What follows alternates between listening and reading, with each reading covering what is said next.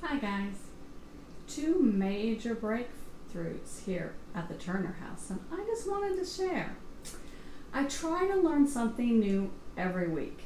It might be something little, it might be something really big. So last week I learned through Dr. Greger at nutritionfacts.org that salt contributes to stomach cancer. Now, I had already cut way back on my salt. The only salt I get is in a packaged sauce, like a barbecue sauce or ketchup or a tomato paste or spaghetti sauce, that sort of thing. I don't add any salt to my food, and the reason I don't is because it was causing inflammation, which aggravated my arthritis and my general aches and pains. Plus, I had worked really hard to get my blood pressure down, and I know that salt contributed to raising my blood pressure. So what Dr. Greger said was that miso paste, it's made from soybeans. It coats the stomach and doesn't raise the blood pressure. It also doesn't have that salt that just sits in your stomach. Again, that coating protects the stomach and doesn't contribute to the stomach cancer. So I was just amazed by that. Now, I have miso paste in the fridge and I'm almost out, very low, but I purchased it for making seitan, and I really didn't use it for a whole lot other than that. I might add it to a soup once in a while, but I was still worried about the sodium content and trying to keep my sodium really low. So when he said it doesn't raise the blood pressure, I thought, this is my ticket to making my food taste better.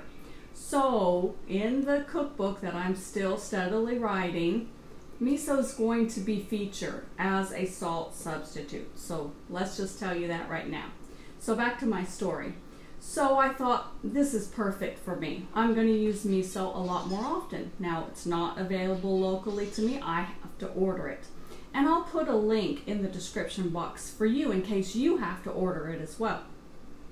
So I made this rice for dinner, and it was simple. It was brown rice and quinoa, and I added some spices, and I added this miso, and I couldn't believe the difference in the flavor of this rice. I was amazed. It was wonderful, and my husband really liked it as well. So over dinner that night, we were discussing what I had learned, and a light bulb went off on top of my husband's head. Now, if you'll remember, if you followed me for a while and you are a subscriber, you'll know that I put the salt shaker on the table. I don't salt the food when I'm cooking it. My family can salt it at the table if they wish, and my husband always did. Always, because he was addicted to that salty flavor. However, my husband's father, my father-in-law, back in England, died of stomach cancer, and he was very heavy-handed with the salt shaker too. So when I told my husband that, he said, put away the salt shaker. Don't even let me see it. Don't have it on the counter anymore. Use the miso.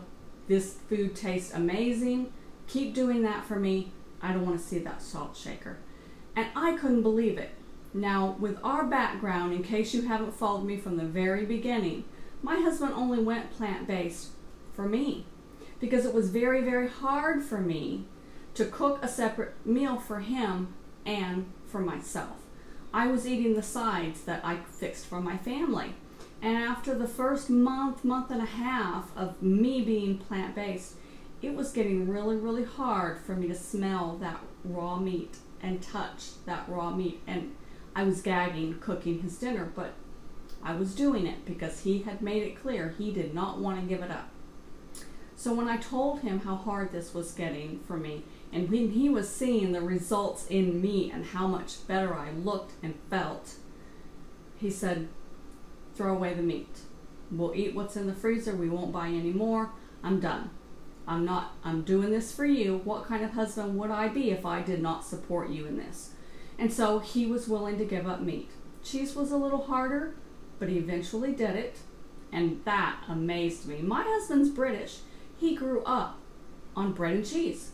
And that was a meal for him, and he had it quite a lot. I mean, blocks and blocks and blocks of cheese. Cheese is expensive. So anyway, he put away the salt shaker in favor of the miso. So 2 days later, he comes to me. My husband is the ultimate absent-minded professor. I have told him that I am going to have put on his tombstone. We've had this conversation because we steadily repeat conversations because my husband just doesn't remember. He's very, very absent-minded. Now, when I went plant-based and I cut out all the oil and the salt, my brain fog lifted and I could think clearly and I could speak clearly. I used to be a person that would stumble over words. I would just forget my words. I would start a sentence and there would be a specific word, like specific, that I just couldn't remember. It'd be right at the tip of my tongue and I couldn't remember it, and it would frustrate me and I couldn't finish my sentences.